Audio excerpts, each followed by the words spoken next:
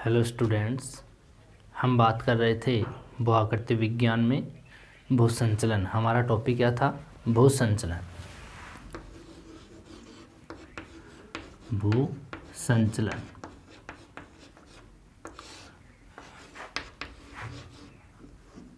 Earth movement.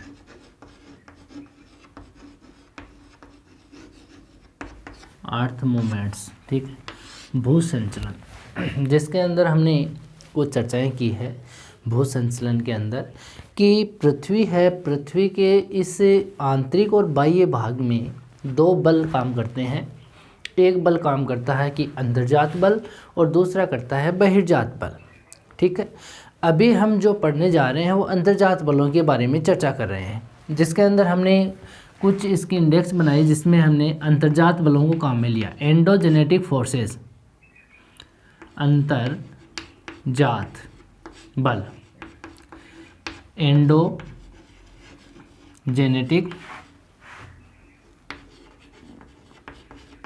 Forces,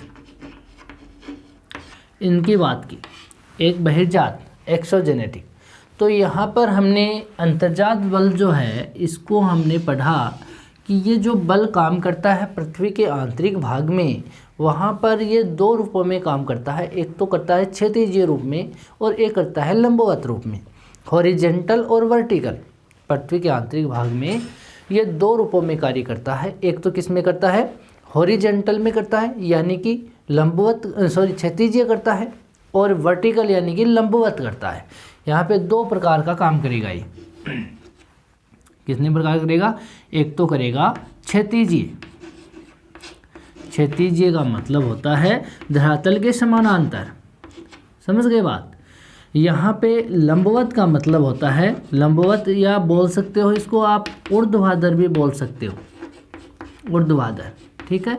तो इसका मतलब होता है कि धरातल के लंबवत यानी समकोण पर ये बल काम करते हैं। ये दो क्रिया होती है, एक तो क्षैतिजीय और एक लंबवत होती है। यानी इसके द्वारा पृथ्वी के आंतरिक और बाह्य भाग में स्थलाकृतियों का निर्माण होता है। यानी अंतर्जात बलों के कारण ये अंतर्जात बल आपको दिख रहे हैं, ये धरातल के आंतरिक और बाह्य भाग में कुछ स्थलाकृतियाँ होती हैं जिनको निर्मित करते हैं, जो हमें आभास भी नहीं करने देते। यानी अपने को आभास नहीं होता है, इनको हम नहीं देख सकते, लेकिन होते हैं। ये धीरे धीरे दीर्घकालिक प्रोसेस होती है, काफ़ी समय के बाद में ये अपने को दिखता है कि ऐसा भी हो रहा है। यहाँ पर इसका आभास नहीं होने का कारण, यहाँ पर दो प्रकार के हम बात करें तो इसको हमने दो भागों में बांटा था अंतर्जात बलों को। कितने भागों में बांटा था? दो भागों में बांटा था। एक तो हमने कहा कि आकस्मिक बल जो होते हैं वो अंतर्जात में आते हैं। एक तो कौन से आते हैं? आकस्मिक, जो अचानक घटित होते हैं अल्प समय में ही, आकस्मिक बल, इसकी भी हमने चर्चा की थी। आकस्मिक जो बल होते हैं, और दूसरा इसमें जो बल है वो है यहाँ पे पटल विरूपणी बल। कौन से बल हैं? डेस्ट्रोपिक फोर्सेज, पटल विरूपणी। पटल विरूपणी, पटल का मतलब धरातल, धरातल को बदलने वाले बल, पटल विरूपणी बल। यानी कि इस जो बल है और ये जो आकस्मिक बल है, इन दोनों को ही हम किसमें मानते हैं? अंतर्जात बलों के दो भाग मानते हैं। इसमें आकस्मिक जो बल होते हैं ये तो होते हैं जैसे कम समय में ही हमें आभास करवा देते हैं, जैसे भूकंप है, ज्वालामुखी है। जहाँ पर भूकंप आते हैं वहाँ पर निम्न स्थलाकृतियों का निर्माण हो सकता है, वहाँ पर झील, सागर कुछ भी बन सकते हैं। ज्वालामुखी होती है, ज्वालामुखी भी बहुत सारी स्थलाकृतियों का निर्माण कर देती हैं। वो आकस्मिक बल है जो अपने को तुरंत यहाँ पता चल जाता है, यानी अपने को आभास हो जाता है। ज्वालामुखी पृथ्वी के आंतरिक भाग में भी कई चट्टानों का निर्माण कर देती है, जिसमें बेथोलिथ है, फेकोलिथ है, लेपोलिथ है और डाइक है, सिल है। तो कई प्रकार की जो चट्टानें हैं वहाँ पर इस ज्वालामुखी आकस्मिक बल के कारण निर्मित हो जाती हैं। वो क्यों होती हैं निर्मित, वो हम नेक्स्ट जो अपना टॉपिक आएगा ज्वालामुखी का, उसके अंदर चर्चा कर लेंगे। लेकिन अभी बात कर रहे हैं कि ये चट्टानों का निर्माण करते हैं। बाहरी भाग में भी ये ज्वालामुखी जब बाहर निकलती है अचानक से, तो वहाँ पर जो मैग्मा है धरातल पर पहुँचते ही लावा कहलाता है।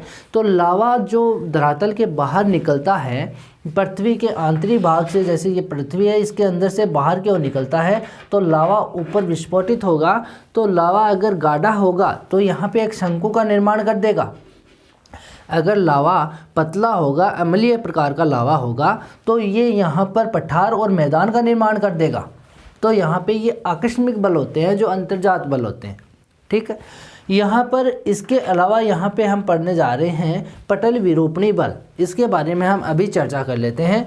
ये जो बल है, हमने कहा कि पटल विरूपणी बल जो होते हैं, ये पटल विरूपणी बल यानी पृथ्वी के जो आंतरिक भाग में उत्पन्न होता है ये बल, जिसके कारण हम कहते हैं धरातल है या भूपटल है वो झुकता भी है, वो मुड़ता भी है, वो टूटता भी है। ये हम पटल विरूपणी बल की बात कर रहे हैं। पटल विरूपणी बल जब लगता है धरातल के आंतरिक भाग से, तो धरातल जो है वो मुड़ता भी है, झुकता भी है, टूटता भी है।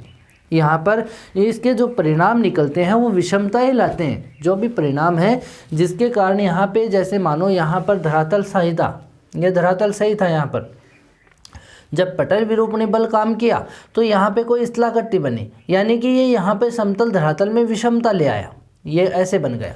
तो ये विषमता लाने का काम करता है पटल विरूपणी बल। ये बल जो है वो अपना काम जो है वो धीरे धीरे करता है, यानी एक साथ अचानक नहीं, धीरे धीरे कार्य करता है। इसके हम देख सकते हैं कि इसका जो प्रभाव होगा वो लाखों हजारों साल बाद में हमें दिखाई देगा। अभी अचानक से हम इसको नहीं देख सकते, जैसे ज्वालामुखी है, भूकंप है, ऐसे तो हम तुरंत इसको प्रभावित करने वाले क्षेत्र हैं उनको देख सकते हैं। लेकिन ये जो बल होता है पटल विरूपणी वाला, ये लाखों हजारों साल के बाद में हमें लगता है कि हाँ ऐसा बल यहाँ पे काम किया। ठीक है, यहाँ पे हम देखते हैं तो ये दोनों पटल विरूपणी बल भी हम कह सकते हैं कि ये क्षैतिज भी काम करता है और लंबवत काम करेगा। ये दोनों रूपों में यहाँ पे इसकी गति को हम देख सकते हैं, यानी दोनों तरफ से ये फोर्स यानी बल लगता है, यानी क्षैतिज रूप में भी हम इसको देख सकते हैं और लंबवत रूप में। तो हम इसको यहाँ पर पटल विरूपणी बल को हम दो भागों में बांटते हैं। यहाँ पे हमने इसको चार्ट के माध्यम से भी समझा था। पटल विरूपणी बल हमने दो भागों में किस में बांटा था, एक तो महादेश जनक बल, कौन सा है, एक तो महादेश जनक बल के रूप में हम इसको विभाजित किया था, और एक हमने इसके अंदर दूसरा जो बल काम में लिया वो यहाँ पे पर्वत निर्माणकारी बल, कौन सा था, ऑर्गेनेटिक फोर्सेस, पर्वत निर्माणकारी बल, निर्माणकारी बल। हमने दो रूपों में पटल विरूपणी बल को पढ़ना है। पहला तो कौन सा पढ़ना है, महादेश जनक बल पढ़ना है, उसके बाद में हमें पढ़ेंगे पर्वत निर्माणकारी बल। ठीक है, तो इसमें सबसे पहले हम इस महादेश जनक बल की बात करते हैं। महादेश जनक बल होता क्या है, या महाद्वीपीय और जो लंबवत बल लगते हैं उनके बारे में हम बात करें तो इस प्रकार के जो बल होते हैं महादेश जनक बल, इसके अंदर महाद्वीप जो है उसमें उत्थान की क्रिया होती है या अवतलन की क्रिया होती है। दो प्रकार की क्रिया होती हैं, या तो उत्थान का मतलब ऊपर उठना या अवतलन का मतलब नीचे धंसना। दो प्रकार की यहाँ पे क्रिया बनती है, या निर्गमन निमंजन की स्थिति भी यहाँ पे देख सकते हैं। जो जलमग्न तट हैं, जो जलमग्न जो भाग है इस महाद्वीपों के, उनका ऊपर उठना या धंसना, इस प्रकार की क्रिया हमें इस महादेश जनक जो बल है उससे हमें देखने को मिलती है। ये जो बल है महादेश जनक बल, ये लंबवत कार्य करता है, क्षैतिज नहीं, ये लंबवत कार्य करेगा। जबकि पर्वत निर्माणकारी बल है ये क्षैतिज काम करेगा। आपको बता दें कि ये पटल विरूपणी बल का है ये कार्य, ये तो करते हैं लंबवत कार्य, ये तो लंबवत रूप में कार्य करते हैं, जबकि पर्वत निर्माणकारी हैं ये क्षैतिज रूप में कार्य करते हैं। किस में करते हैं, क्षैतिज रूप में। आप इनको ध्यान में रखना दोनों को। ये तो किस में करता है, महादेश जनक बल लंबवत रूप में काम करता है, जबकि ये क्षैतिज रूप में पर्वत निर्माणकारी जो बल होते हैं, यानी पर्वतों का निर्माण कैसे होता है आंतरिक बलों से, उसके रूप में ये क्षैतिज रूप में काम करता है। उसमें हम पढ़ेंगे जिसमें वलन है, सवलन है, क्रिया है, उनको भी हम पढ़ेंगे। इसके अंदर महादेश जनक बल में हमने चार बातें की, या तो उत्थान होगा, या तो महाद्वीपों के जो धरातल है उसके अंदर उत्थान होगा, या उसमें अवतलन होगा, ठीक है, या उसमें निर्गमन की क्रिया उमंजन बनेगा या निमंजन बनेगा। तो इसके बारे में हम पढ़ लेते हैं। हमारा टॉपिक क्या है, महादेश जनक बल। इसमें हमने दो बातें की थी, ये दो प्रकार से हमने कहा कि ऊपरी मुखी अपवर्ड फोर्सेज और डाउनवर्ड फोर्सेज यानी कि अधोमुखी। यहाँ पर इसको दो भागों में आपने बांटा था। इसमें हमने वापस रिपीट कर रहा हूँ, अंतर्जात बल था। अंतर्जात बलों के अंदर हमने दो भाग किए, एक तो पटल विरूपणी बल पढ़ा, एक हमने आकस्मिक बल पढ़ा। आकस्मिक में हमने ज्वालामुखी भूकंप की चर्चा की। पटल विरूपणी जो बल है वहाँ पे क्षैतिज लंबवत रूप में जो बल कार्य करते हैं, जिसके अंदर हमने दो प्रकार माने हैं, एक तो माना है महादेशजनक बल और एक माना है हमने पर्वत निर्माणकारी बल। महादेशजनक बल जो होता है वो लंबवत रूप में कार्य करता है, जबकि पटल विरूपणी जो बल पर्वत निर्माणकारी जो बल होता है वो वहाँ पे क्षैतिज रूप में कार्य करता है। तो हमें जो पढ़ना है वो अभी पढ़ना है महादेशजनक बल। कौन सा पढ़ना है? महादेशजनक बल, जनक बल, जिसको आप क्या कहते हो इंग्लिश में? इसको कहते हो एपीरियोजेनेटिक फोर्सेज। इसको क्या कहते हो? एपीरियोजेनेटिक फोर्सेज। समझ गए बात? अब इससे जो बनने वाले जो स्थलाकृतियाँ हैं या हम इसका प्रभाव देख सकते हैं, जिसमें हमने किस भी बात की थी? ऊपरी मुखी की बात की। ऊपरी मुखी यानी कि अपवर्ड। किसकी बात की? अपवर्ड की बात की। यहाँ पे हमने अधोमुखी की चर्चा की थी। अधोमुखी, अधोमुखी बल यानी कि यहाँ पे डाउनवर्ड। यहाँ पे हम बात करें इन दोनों की, ऊपरी मुखी अधोमुखी होता क्या है, इसको ध्यान से देखना। यह बल जो होता है ऊपरी मुखी की चर्चा करते हैं, अभी इसकी चर्चा करते हैं। ऊपरी मुखी वह बल होता है जो अपने उत्पत्ति यानी जहाँ से ये उत्पन्न होता है, जहाँ से पृथ्वी के आंतरिक भाग से जहाँ से उत्पन्न होता है, वहाँ उस केंद्र से लेकर के जो ऊपर की ओर देखें या ऊपरी मुखी की ओर देखें, वहाँ पर ये चलता है, यानी नीचे से ऊपर की ओर, यानी ऊपरी मुखी ऊपर की ओर गमन करता है। इसके कारण क्या होता है कि महाद्वीप का कोई भी भाग हो वो ऊपर उठ जाता है। महाद्वीप का कोई भी भाग होता है वो ऊपर की ओर उठ जाता है। जब महाद्वीप का कोई भाग अपने निकटवर्ती स्थान से ऊपर उठता है तो उस क्रिया को उफ्लीमेंट कहते हैं या उत्थान की क्रिया कहते हैं। क्या कहते हैं? उत्थान की क्रिया। इसको आप समझोगे अभी। यहाँ पे जैसे मानो ये एक क्षेत्र है, ये क्या है? एक क्षेत्र है, इसके ऊपर ये महाद्वीपीय क्षेत्र है जिसमें पर्वत पठार मैदान वाला भाग है। ठीक है, यहाँ पर ये भाग है। समझ गए बात? यहाँ पर इस क्षेत्र को हम कह सकते हैं ये महाद्वीप का क्षेत्र है। ये क्या है? महाद्वीप है। ठीक है, इसके अंदर हम बात करें तो ये जो क्षेत्र है यहाँ पे पानी है, ये क्या है? जल है। ये धरातल है पृथ्वी का। समझ गए बात? ये क्या है? पृथ्वी का धरातल है। ये पृथ्वी है, ये ऊपरी क्रस्ट भाग है। यहाँ से अब देखो इस भाग में यहाँ पर अगर इस क्रिया, ये क्षेत्र है ये वाला, ये सही है। अब ये समतलीकरण दिख रहा है आपको। ठीक है, अब ये जो बल काम करेगा ऊपरी मुखी, वो इसके यहाँ पर बल काम करेगा, यानी अंदर से अगर यहाँ से दबाव मिलेगा, इसको यहाँ से अगर दबाव मिलेगा तो इस ऊपरी भाग को यहाँ पर ये ऊंचा कर देगा। यहाँ पे किस तरीके का कर देगा? इस तरीके का कर देगा, यानी ये ऊपर का भाग हो गया। यानी प्रेशर कहाँ से लगा? अंदर से लगा। ये अंतर्जात बल है। ठीक है, ये धीरे धीरे अपने को महसूस होता है। एक साथ ऐसे धक्का दिया और ऊपर कर दिया, ऐसा नहीं होता। ये धीरे धीरे कार्य करता है। तो यहाँ पर समतल भाग का ऊपर उठ जाना, समतल भाग का अंदर से प्रेशर लगने से ऊपर उठ जाना, इस क्रिया को यहाँ पर कहते हैं उत्थान, उफ्लीमेंट। यहाँ पे इसको क्या कहते हैं? उत्थान कहते हैं या उफ्लीमेंट कहते हैं। तो आप इसको ध्यान में रखोगे। यानी आंतरिक भाग से जो महाद्वीपीय क्षेत्र हो, पानी नहीं होना चाहिए, धरातल होना चाहिए। और धरातल का पास वाले धरातल से, ये पास का धरातल है इसका, इधर वाला, इससे निकटवर्ती जो स्थान होता है इससे ऊपर उठ जाना, ऊपर उठने की क्रिया को यहाँ पे कहते हैं उत्थान। ठीक है, इसके विपरीत जब हम महाद्वीपीय क्षेत्र के जो तटवर्ती भाग होते हैं या ये तटीय भाग जो होते हैं महाद्वीपीय, मगन तट वाले जो क्षेत्र होते हैं, मगन तट कौन से क्षेत्र होते हैं? ये वाले मगन तट ये होते हैं। देखो एक बार समझ लो इसको भी। ठीक है, यहाँ पर ये सागरीय भाग है। ठीक है, ये पर्वत पठार मैदान और फिर सागर, ये सागर है। यहाँ पर जो ये आपको दिख रहा है 1 डिग्री से 3 डिग्री के मध्य, 1 डिग्री से 3 डिग्री का जो कोण बनता है पानी के तल का और इस तटीय क्षेत्र का, ये तो स्थल धरातल है। ठीक है, यहाँ पे पानी भरा हुआ है, ये पानी भरा हुआ है। ठीक है, यहाँ पर ये जो 1 से 3 डिग्री का कोण बनता है, इतने भाग को यहाँ पे, यहाँ इस क्षेत्र को यहाँ मगन तट बोलते हैं। या तटीय भाग बोलते हैं। क्या बोलते हैं? मगनतट या तटीय भाग। इस तटीय भाग में अगर यहाँ पे बात करें तो आंतरिक भाग से जो प्रेशर लगता है, यहाँ से जो प्रेशर लगता है, ये प्रेशर अगर यहाँ पे लगा इस क्षेत्र में तो इस भाग को ये ऊपर कर देगा। ये क्या कर देगा? ऊपर की ओर कर देगा, या पानी से ऊपर निकल जाएगा ये भाग। ठीक है, तो इस भाग को यहाँ पे क्या कहते हैं? इस भाग को निर्गमन कहते हैं, या उमंजन कहते हैं, या इमर्जेंस कहते हैं। यहाँ पर यह भाग कैसे निकला? यहाँ प्रेशर लगा आंतरिक भाग से, और जलमग्न भाग था, पहले पानी में था, ये पहले पानी में था, लेकिन अब प्रेशर लगने से ये क्या हुआ कि स्थल जो भाग है वो पास वाले क्षेत्र से ऊपर निकल गया, या पानी से भी बाहर निकल गया। तो ये जलमग्न क्षेत्र बाहर निकलता है, तो इसको हम कहते हैं निर्गमन। निर्गमन, या यूं कहें तो इसको आप कह सकते हो उमंजन।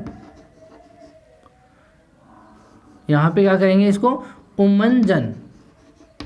ठीक है, यहाँ पे इसको कहेंगे उमंजन, या इमरजेंस बोलते हैं इसको, इमरजेंस। समझ गए बात? यहाँ पर इसको इमरजेंस, उमंजन, निर्गमन की क्रिया कहते हैं। ये कहाँ से निकली है? ये अंतर्जात बल की ऊपरी मुखी, जो यहाँ पे जो लंबवत बल काम करता है, यानी धरातल के समकोण पे जो काम करते हैं आंतरिक भाग में, वहाँ पर इस प्रकार की दो स्थलाकृतियाँ निर्मित होती हैं। हुई या नहीं हुई? पहले समतल था, लेकिन अंतर्जात बल काम किया तो यहाँ पे विषमता ले आई। पहले ये ऐसे क्षेत्र थे, ठीक है, लेकिन ये अंतर्जात बल काम किया तो यहाँ पर ये ऊपरी मुखी की क्रिया के कारण यहाँ पर ये धरातल का ऊपर की ओर उठना। यहाँ पर अगर धरातल महाद्वीप के ऊपर उठेगा तो ये उत्थान होगा, अगर वो जलमग्न भागों से ऊपर उठेगा तो वो निर्गमन होगा। वो क्या होगा? निर्गमन।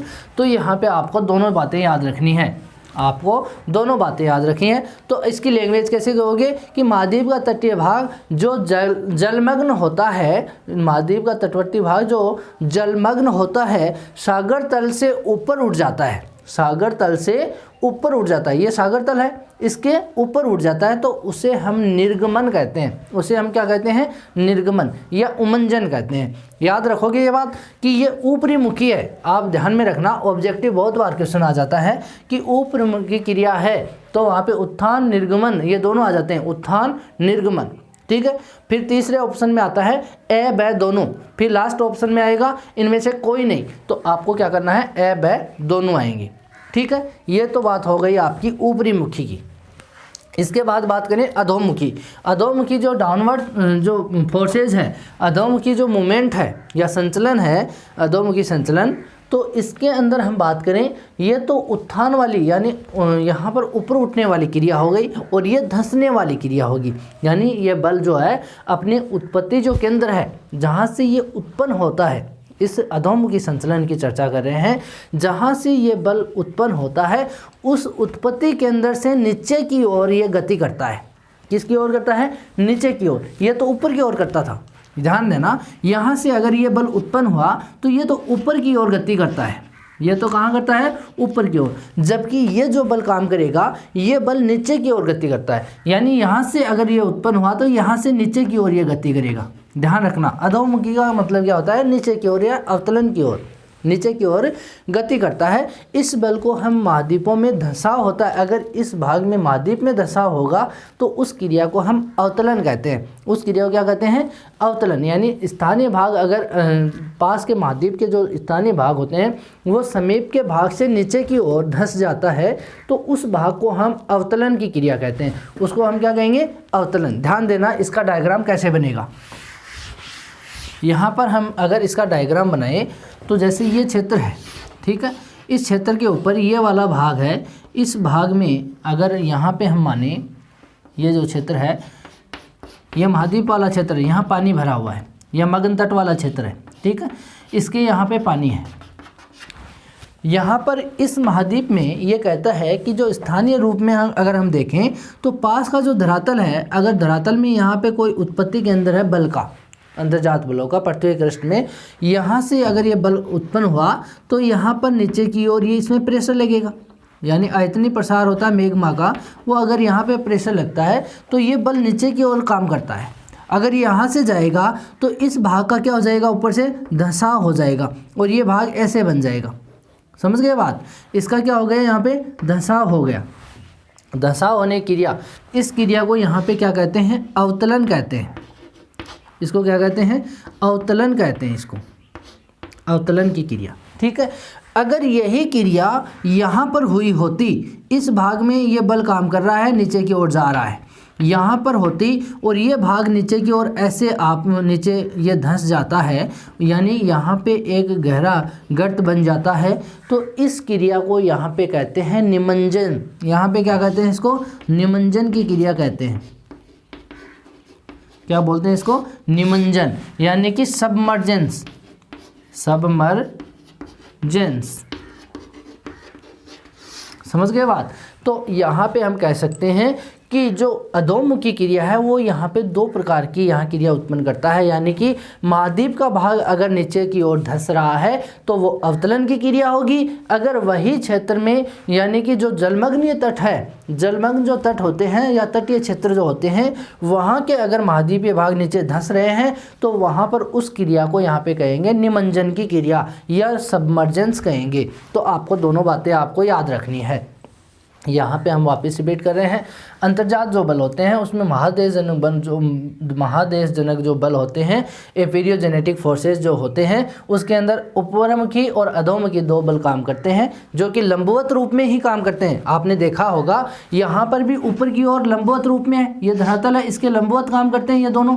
ठीक है, और यहाँ पर भी ये क्या है, धरातल, इसके लंबवत काम करते हैं या नहीं करते। तो यहाँ पर क्षैतिज काम में नहीं किया जाते। यहाँ पर अगर हम बात करें महादेशजनक बल की, तो यहाँ पे पूरे बल जो काम करेंगे वो लंबवत रूप में ही काम करेंगे, चाहे वो पृथ्वी के आंतरिक भाग में क्यों ना हो। यहाँ पर हम देखेंगे तो लंबवत रूप में काम करेंगे। तो ऊपरी मुखी लंबवत रूप में दो क्रिया बनाती है, एक तो उत्थान की क्रिया बनाती है और एक उमंजन की क्रिया बनाती है। जबकि अधोमुखी है, ये भी दो प्रकार की क्रिया निर्मित करती है, दो प्रकार की स्थलाकृतियाँ बनाती है। यानी ये स्थलाकृतियाँ वो अवतलन की क्रिया कहलाएगी और ये स्थलाकृतियाँ वो निमंजन कहलाएगा। तो आपको ये निमंजन सबमर्जेंस से याद रखोगी, वरना उमंजन और निमंजन में आप कंफ्यूज हो जाओगे। यहाँ पे इमरजेंस और सबमर्जेंस का याद रखो कि उमंजन को इमरजेंस कहते हैं और निमंजन को सबमर्जेंस कहते हैं। तो सबमर्जेंस जो होता है वो धंसाव की क्रिया होती है और इमरजेंस जो होता है वो उत्थान की क्रिया होती है। तो आप इनको ध्यान में रखोगे। ये हो गया आपका महादेशजनक बल, आपको एग्जाम में आ गया तो आप इसको कर लोगे। समझ गए बात। यह तो क्या हो गया, आपका महादेशजनक बल हो गया। फिर हम बात करें पर्वत निर्माणकारी बल। दूसरा बल जो होता है इसमें पर्वत निर्माणकारी जो बल होता है वो क्षैतिजीय रूप में काम करता है। यह तो किस में करता था, लंबवत रूप में काम करता था। जबकि जो पर्वत निर्माणकारी जो बल होते हैं वो किस रूप में काम करेंगे, क्षैतिजीय, धरातल के समानांतर काम करते हैं वो। ठीक है, तो जो पर्वत जो होते हैं, जो हलचल होती है पर्वतों में, वो इन्हीं के कारण होती है। पर्वत निर्माणकारी जो बल होते हैं, यानी या तो इसमें अपसरण जो बल लगेंगे या इसमें अभिसरण की क्रिया होगी। ये दो ही बल काम करते हैं पर्वत निर्माणकारी, यानी ऑर्गेनेटिक फोर्सेज जो होते हैं वो दो प्रकार की काम करते हैं। एक तो अपसरण बल लगेगा जिसको हम डाइवर्जन बोलते हैं, तनाव बल बोलते हैं, या अभिसरण मूलक बल लगेगा जिसको हम क्षैतिज संपीड़नकारी बल भी बोल सकते हैं, या दबाव बल बोल सकते हैं, या हम इसको कन्वर्जन भी बोल सकते हैं। तो यहाँ पे दोनों के कारण यहाँ पर कई प्रकार की स्थलाकृतियाँ बनेंगी, जिसमें वलन की क्रिया भी बन सकती है पर्वतों के रूप में और संवलन की क्रिया भी बन सकती है। संवलन को भी हमने दो भागों में बांटा है, उत्संवलन और अवसंवलन। ठीक है, तो ये अपनति और अभिनति वाला जो पार्ट होता है, इससे जो पर्वत का निर्माण होता है उसके बारे में हम चर्चा करेंगे नेक्स्ट वीडियो में। आज के लिए इतनी बातें करेंगे। Thank you.